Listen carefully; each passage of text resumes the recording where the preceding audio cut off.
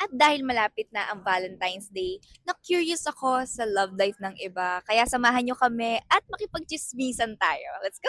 Single or taken? Single. Single? Taken po. Taken. Taken. Single. Single po. Taken. Staying in or going out? Going out. Staying in.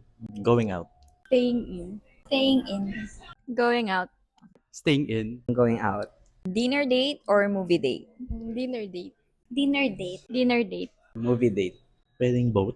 Dinner date po. Dinner date. Dinner date. Flowers or chocolates? Flowers. Flowers. Flowers. Flowers. Chocolates. Flowers. Flowers. Flowers. One word to describe your love life. Healthy. Happy. Quiet. The one. Pwedeng two word. Be ready. Toward then, self-love. Single or taken?